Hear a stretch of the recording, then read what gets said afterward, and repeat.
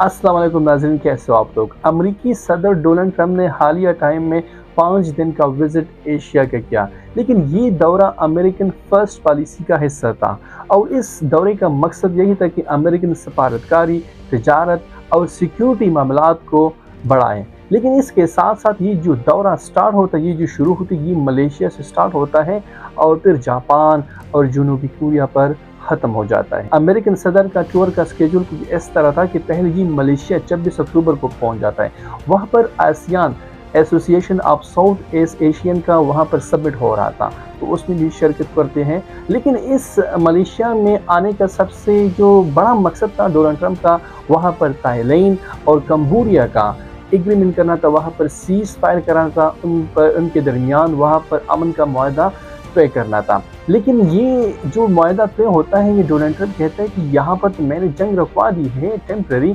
लेकिन अभी भी स्टिल वहाँ पर वो मसला हल नहीं हुआ है। कंबोडिया और थाईलैंड का जो मसला इमर्ज हुआ है, जो यहाँ पर जंग चढ़ी गई थी, वो एक टेम्पल पर, एक हिंदू टेम्पल पर शुरू हुई है। इस डिस्प्यूट का जो मेन सेंटर है झगड़े का, ये प्रीमियर वेहमेर एक टेम्पल है, वो जो 11वीं सदी में हैमर एम्पायर ने तामीर किया था। लेकिन अभी दोनों थाईलैंड और कंबोडिया का इस पर मसला है। दोनों चाहते हैं कि मतलब ये जो टेम्पल है हिस्टोरिकल, बहुत कदीम पुराना टेम्पल है, ये हमारे हिस्से में आ जाए। लेकिन पहले मैं बताता चलूँ कि ये जो सारा कंबोडिया और थाईलैंड का जो हिस्सा था, एरिया था, इस पर फ्रांस हुक्मरानी कर रहा था, क्योंकि ये जो एरिया था ये कॉलोनाइज थे, फ्रांस के अंडर कंट्रोल थे। लेकिन जब फ्रांस की कॉलोनाइजेशन ख़त्म हो जाती है, तो उस टाइम वो फ्रांसीसी लोग आते हैं, मैपिंग करते हैं, वहाँ पर डिमार्केशन करती है, तो वो जो टेम्पल था वो कंबोडिया के पास आ जाता है। लेकिन उस टाइम ये जो मसला तो हल हो जाता है, थाईलैंड मानता है चलो ठीक है, ये कंबोडिया के पास चला जाता है। लेकिन जब फिर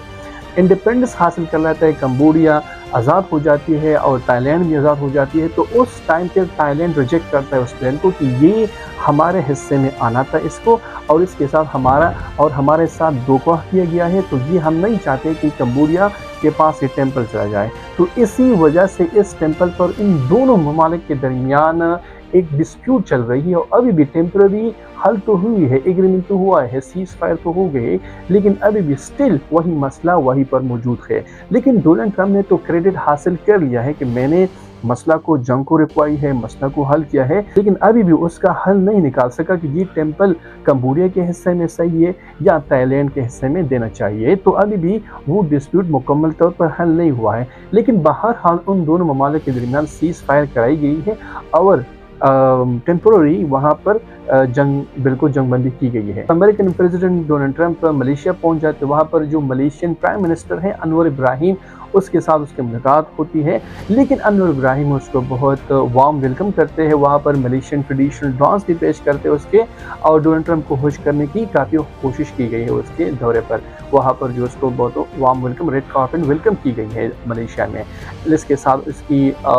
तजारती मुआहदे भी मलेशिया के साथ हो गए हैं। और इस सबसे इम्पोर्टेंट बात यहाँ पर गज़ा के हवाले से भी अनवर इब्राहिम ने डोनाल्ड ट्रंप से डिस्कस की है कि यहाँ पर गज़ा में अमन कायम होना चाहिए, और फ़लस्तीनी लोगों की राय को लिए बगैर इस मसले को बिल्कुल हल नहीं करना चाहिए, क्योंकि अगर फ़लस्तीनी लोगों की राय इस अमन मुआहदे में नहीं होगा, तो यहाँ पर कभी भी इस मिडिल ईस्ट में, इस गज़ा की पट्टी में बिल्कुल अमन नहीं आएगा। मलेशियन प्राइम मिनिस्टर के साथ टैरिफ पर, तिजारत पर भी बात हो गई, क्योंकि अमेरिका ने मलेशिया पर बहुत ज़्यादा टैरिफ भी लगाया था, तो वो भी उसमें भी कमी अमेरिका ने कर दी गई, और इसके साथ कंबोडिया के साथ भी तिजारती मुआहदे की गई और उस पर भी टैरिफ को कम किया गया है। और इसके साथ साथ थाईलैंड के साथ भी सिक्योरिटी मुआहदे, बाहरी सिक्योरिटी मुआहदे भी किए गए हैं, और ख़ास तौर पर थाईलैंड के साथ क्रिटिकल मिनरल्स के हवाले से मुआहदे किए हैं, जो आजकल अमेरिका बिल्कुल सारी दुनिया में फिर रही है कि किसी तरह हम क्रिटिकल मिनरल्स को हासिल करें, क्योंकि सारी दुनिया में जो क्रिटिकल मिनरल्स जो है,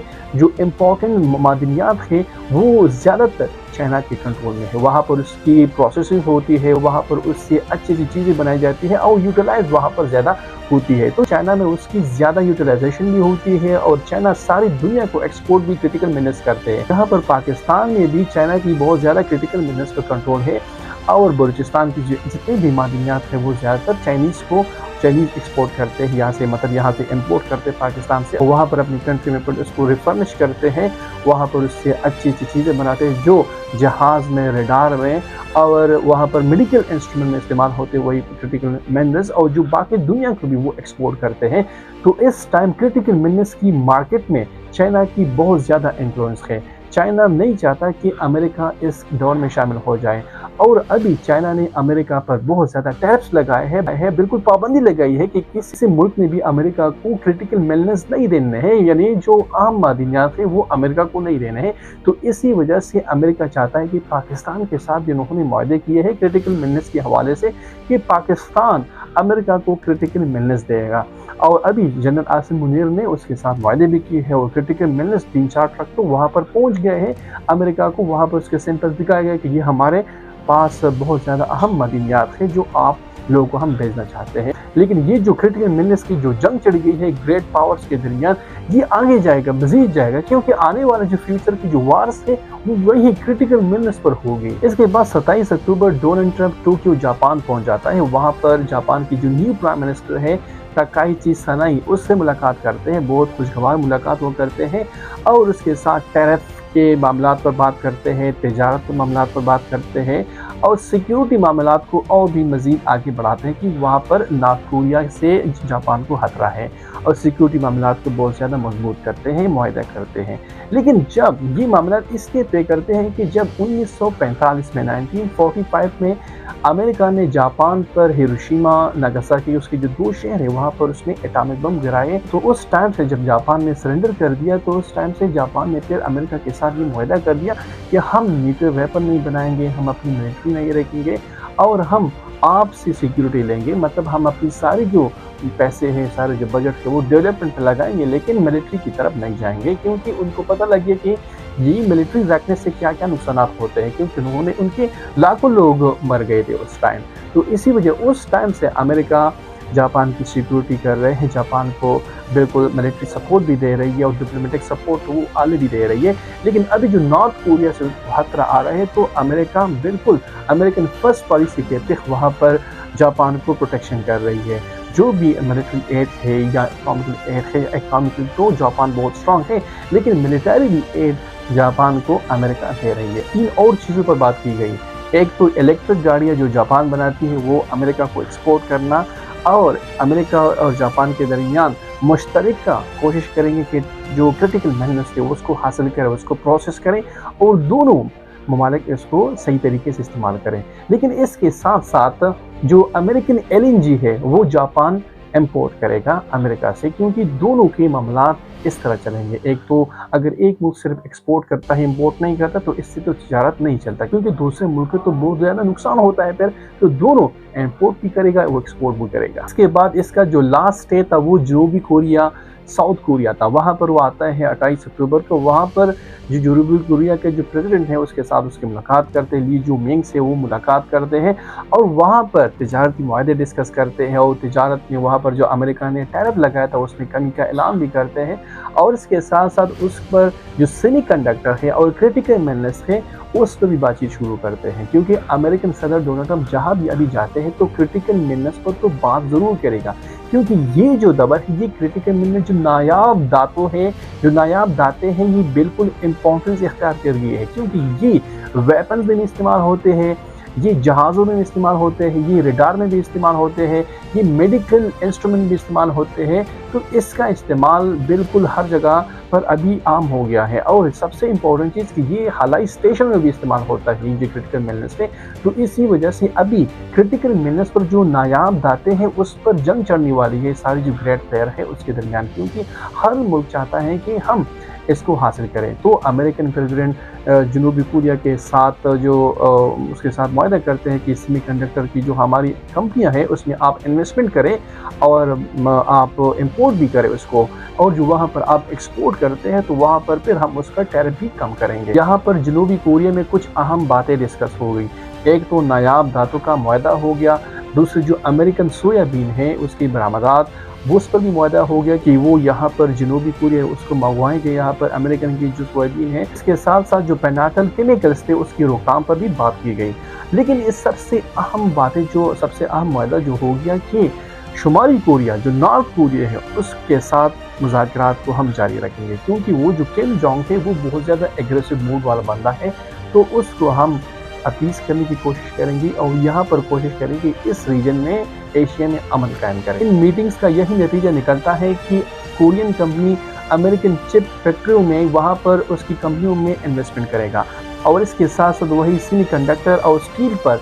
टैरिफ में कमी भी की गई है। लेकिन इसके साथ साथ तो कुछ इलाकाई मुस्बित और मनफी असरात भी आएंगे। मुस्बित असरात ये है कि अमेरिकन ने मलेशिया में 150 बिलियन डॉलर की सरमायाकारी की, लेकिन इसके साथ साथ वहाँ पर टैरिफ का खतरा भी रहेगा मलेशिया पर, क्योंकि ये एक मनफी असर रहेगा। और वहाँ पर जो आसियान की जो ममालिक है यहाँ पर चीन से बचने के लिए अपनी बंदरगाहों को गलत इस्तेमाल भी कर सकते हैं। दूसरा मुस्बित असर ये हो गया कि थाईलैंड और कंबोडिया के दरमियान जंग तो खत्म हो गई, लेकिन इसके साथ साथ कंबोडिया पर जो असलहा की जो पाबंदी थी वो भी खत्म हो गई। लेकिन मनफी असर यही है कि वही तनाज़ा मुकम्मल तौर पर हल अभी नहीं हुआ है और इसके साथ साथ जो आसियान है association of south east Asian nation उसकी खुद मुख्तारी पर भी सवालात उठते हैं कि ये कैसे खुद मुख्तार ममालिक है, क्योंकि वहाँ पर सारे फैसले ग्रेट प्लेयर्स इन अमेरिका करती है। लेकिन इसके साथ साथ आसियान की अहमियत तो बढ़ गई है, एक नया मुल्क ईस्ट तैमूर भी इसमें शामिल हो गया है, जो बहुत अच्छी बात है आसियान की मजबूती के लिए। लेकिन यहाँ पर मुस्बित एक और असर भी आ रहा था आसियान की कि वहाँ पर जब मलेशिया में अमेरिकन सदर डोनाल्ड ट्रंप वहाँ पर उतर रहा था तो उस टाइम सारी मलेशिया में प्रोटेस्ट हो रहा था, एहतजाज हो रहा था, और वो भी इसी मामले में कि ये फ़लस्तीनियों के साथ गलत हो रहा है, उसके साथ जुल्म कर रहा है और ये डोनाल्ड ट्रंप उसको सपोर्ट कर रहा है, उसको वहाँ पर असलहा भेज रहा है। यहाँ पर एक तरफ मुआहदा कर रहा है और दूसरी तरफ इजराइल को वेपन बेच रहे हैं और वहाँ पर मासूम फ़लस्तीनियों को मार रहे हैं। तो ये मलेशियन सिटीज़न की और मलेशियन प्राइम मिनिस्टर की एक बहुत बड़ी बहादुरी है कि वो दहाइयों से आ रहे हैं और फ़लस्तीनियों को सपोर्ट कर रहे हैं, उसकी हक के लिए आवाज़ उठा रहे हैं। तो वहाँ पर अमेरिकन सदर जब जहाज़ से उतर रहा था तो उस टाइम सारी मलेशिया में डोनाल्ड ट्रंप अमेरिकन दबाव के खिलाफ प्रोटेस्ट हो रहा था और उस टाइम डोनाल्ड ट्रंप और सारी अमेरिकन एस्टैब्लिशमेंट के खिलाफ मलेशिया में प्रोटेस्ट हो रहा था, एहतजाज हो रहा था, क्योंकि मलेशियन लोगों की जो माइंड सेट है वो बिल्कुल गुलामी को अभी एक्सेप्ट नहीं करते। अगर आप महातिर को देखो, उसका जो पिछला एक्स प्राइम मिनिस्टर था महातिर मोहम्मद, उसने भी बहुत ज़्यादा स्ट्रॉन्ग स्टेटमेंट दिए रखे हुए फ़लस्तीन के हवाले से, और अभी भी बीमार है, अभी भी वो स्टेटमेंट देते हैं फ़लस्तीन के हवाले से, अभी स्टेटमेंट देते हैं कि फ़लस्तीन में जो कुछ हो रहा है ये सरासर जेनोसाइड हो रहा है, जुल्म कर रहे हैं इसराइल और इसको बंद करना चाहिए। और अभी जो प्रेजेंट प्राइम मिनिस्टर है अनवर इब्राहिम भी बहुत स्ट्रांगली आवाज़ उठाते हैं फ़लस्तीन के लिए। लेकिन इस दौर में अगर आप अमेरिकी सदर डोनाल्ड ट्रंप की स्ट्रेटजी को देखें तो वो क्या कहते हैं, वो कहते हैं कि हम अमन लाते हैं, हम तिजारत लाते हैं और सबसे इम्पोर्टेंट चीज़ हम अमेरिकी इंटरेस्ट, अमेरिकी मफादात की हिफाजत करते हैं। तो इस पॉलिसी को चल के वो सारी दुनिया में भी पैर रहे हैं, लेकिन अमन के हवाले से या तिजारत के हवाले से उनकी कोई सरोकार नहीं होता, सिर्फ अमेरिकन इंटरेस्ट पर वो बात करते हैं, अमेरिकन इंटरेस्ट के लिए काम करते हैं। लेकिन इंटरनेशनल रिलेशन में दो चीज़ें जो होती है वो परमानेंट नहीं होती, सिर्फ एक चीज़ परमानेंट होती है, क्योंकि इंटरनेशनल रिलेशन में there is no permanent friend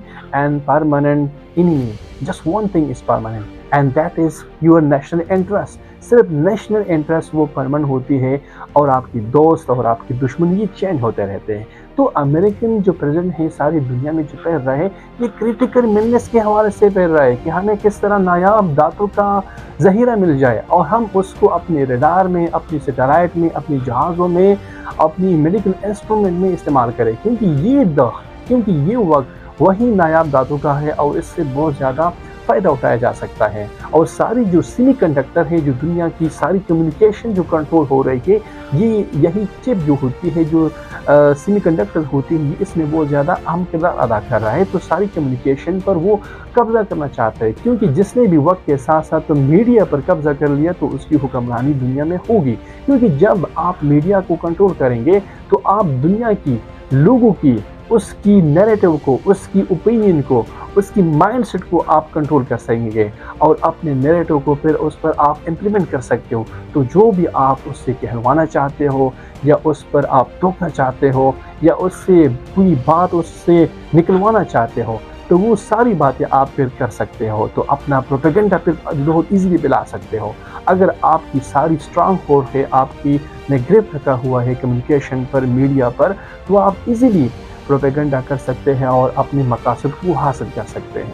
لیکن ڈونلڈ ٹرمپ کی اس دور نے تجارت میں، سرمایہ کاری میں تو بہت کامیابی حاصل کر لی ہے، لیکن اس کے ساتھ ساتھ جو اس نے ٹیرف لگائے ہیں اور بعض علاقوں میں جنگ بھی ہے تو اس نے بہت زیادہ غیر یقینی صورتحال بھی پیدا کی ہے، کیونکہ اس نے جتنے بھی مسئلے حل کیے وہ مکمل طور پر حل نہیں کیا ہے. انڈیا اور پاکستان کے مسئلے کو دیکھ وہ پرماننٹ حل نہیں ہے. کمبوڈیا تھائی لینڈ کا مسئلہ کو دیکھ وہ پرماننٹ حل نہیں ہے. اب افغانستان اور پاکستان کا معاہدہ دیکھ وہ پرماننٹ حل نہیں ہے، ابھی بھی چل رہے ہیں. تو یہ جو ان کو چاہتا ہے کہ وہ جو بالکل ہر ٹائم بولتے ہیں کہ ہمیں نے 8 جنگیں دنیا میں رکھوائی ہے، تو وہ بالکل بکواس کر رہے ہیں، کیونکہ انہوں نے ٹیمپرری تو سیز فائر کروائی ہے لیکن پرماننٹ حل ہونا چاہیے. یہ کوئی حل نہیں ہے کہ آپ ٹیمپرری حل نکلوا رہے ہیں، بس اس کا آپ اپنی کریڈٹ لے لے کہ بس ٹھیک ہے میں نے جنگ رکوا لی ہے. تو یہ کوئی رکاوٹ نہیں ہوتی. کچھ دیر کے لیے تو آپ امن لا سکتے ہیں، لیکن مکمل امن لانے کے لیے تو وہ آپ کوشش کریں نا. اس کے لیے تو آپ دوسرے ممالک کو اسلحہ بیچ رہے ہو. آپ کی جو وار انڈسٹری ہے وہ کس چیز پر کڑی ہے؟ وہ تو یہی اسٹریٹجیز پر کہ دنیا میں آپ جنگیں لڑوائے اور آپ دنیا میں ایک ایسی ہچکچاہٹ کی ماحول پیدا کریں کہ بالکل غیر یقینی ہو، اور جو باقی جو ممالک ہیں، جو نیبرنگ کنٹری ہیں، وہ ایک دوسرے پر بالکل یقین نہ کریں. جیسے پاکستان اور انڈیا کی مثال دیکھو، بالکل ایک دوسرے پر یقین نہیں کرتے. تھائی لینڈ اور کمبوڈیا بالکل ایک دوسرے پر یقین نہیں رکھتے. اور اس کے ساتھ ساتھ وینزویلا بھی وہاں پر دیکھے تو وہاں پر ایسی سچویشن ہے کہ وہاں پر وہ کہتے ہیں کہ میں نے سیز فائر کروائی ہے لیکن ٹیمپرری ہے. جنوبی کوریا میں جب ڈونلڈ ٹرمپ چلا جاتا ہے تو اس ٹائم جنوبی کوریا میں ایپیک ایشیا پیسفک اکنامک کوآپریشن کی سمٹ جاری تھا، تو اس میں بھی شریک ہو جاتے ہیں. لیکن اس کی سائیڈ لائن میٹنگ پر وہ شی جن پنگ کے ساتھ ملاقات بھی کرتا ہے، جو چائنا کا پریزیڈنٹ ہے، اس کے ساتھ بھی ملاقات کرتے ہیں. اور اس ٹائم بھی وہ ڈونلڈ ٹرمپ کریٹیکل منرلز، نایاب دھاتوں پر بات کرتے ہیں اور اس کے ساتھ ساتھ امپورٹنٹ ٹیرفس پہ بھی بات کرتے ہیں کہ ہم کیسے ایک دوسرے کے درمیان تجارت کو بڑھائیں اور ٹیرف کو کم کریں. اور شی جن پنگ نے بھی بہت اچھی بات ہے کہ وہ بتا رہا تھا کہ اب ہم ایک گریٹ کنٹری ہیں، بڑے ممالک ہیں، بڑی اکانومی ہے، تو اگر ہم ایک دوسرے سے لڑیں گے تو یہ دنیا کے لیے اچھا نہیں ہوگا. دنیا کی اکانومیز متاثر ہوں گے، دنیا کی امن متاثر ہوگا. تو ہمیں چاہیے کہ ایک دوسرے کے ساتھ کوآپریٹ کر کے آگے بڑھیں. اگر ہم ایک دوسرے کے ساتھ کوآپریٹ نہیں کریں گے اور ایک دوسرے کے ساتھ کاروبار کرنے کی بجائے لڑیں گے تو اس سے نہ امریکہ اور نہ چائنا ڈیسٹیبلائز نہیں ہوگا، اس پر اثر نہیں پڑے گا، بلکہ ساری دنیا پر اس پر اثرات آئیں گے. تو یہاں پر اس ٹائم دونوں جو گریٹ پیئر ہے امریکہ اور چائنا، اس کو چاہیے کہ امن کی طرف جائے. اور اس کے ساتھ دونوں ممالک، دونوں گریٹ پلیئر کے درمیان ایک مقابلہ کریٹیکل منرل نایاب دھاتوں کے لیے جو چڑھ گئی ہے، تو اس پر بھی ایک ڈیبیٹ ہونا چاہیے اور بہت سارے لوگ اسے حل کرنا چاہیے. کیونکہ اس ٹائم چائنا نے مکمل طور پر امریکہ پر پابندی لگائی ہے